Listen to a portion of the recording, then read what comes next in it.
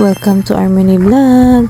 For today's video ay pupunta kami dyan sa Lawigan, dun sa Barkong Bato.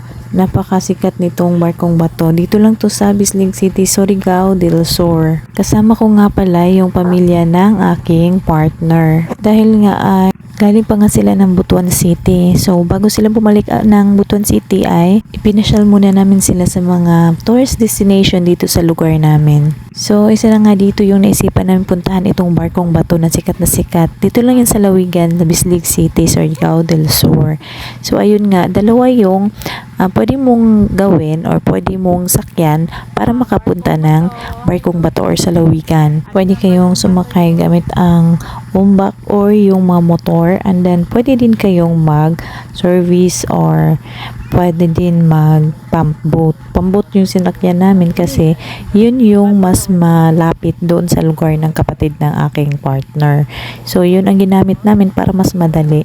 Nasa Bungan lang kasi yung kapatid ng partner ko. So, ayun, dito lang kami dumaan sa may dagat and then nag-pump boat kami. Dahil nga may sariling pump boat yung kapatid ng partner ko, mas malapit at mas madali na lang. 1 hour and a half lang ang biyahe namin yan. Habang nasa pump boat pa kami ay kitang-kita na nga namin ang Barkong Bato. Yan po ang Barkong Bato yan. Yan mismo.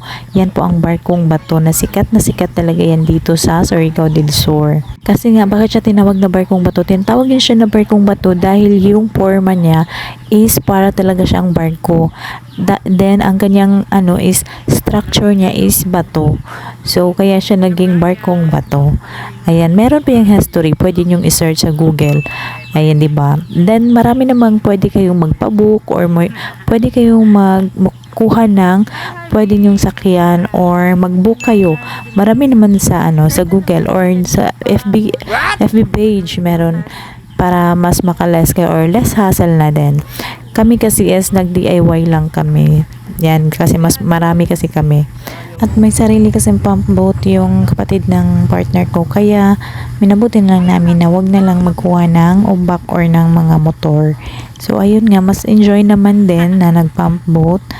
Medyo nakakatakot din, pero okay lang naman kasi nag-i-enjoy din. So, kung gusto mo talagang pumunta, kahit saan pa yan, by land o by the sea, mag-e-enjoy ka talaga. E-enjoy mo yung moment kasi ginusto mo yan di ba? Ginusto mo yan, kaya panindigan mo yan. So, ayan nga, matatanaw natin dyan yung Barkong Bato. Napakaganda po niyan. Yan po ay high tide. High tide po yung time na yan.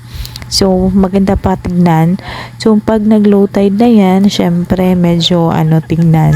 Pero, makita mo pa rin talaga na yung structure or yung form niya is parang barko talaga. At kung gusto niyo pumunta dito na wala pa kayong idea about this place, pwede kayong mag-search sa Google at magtanong sa mga kakilala nyo na nakapunta na. So, hanggang dito lang muna tayo. Thank you for watching. Bye!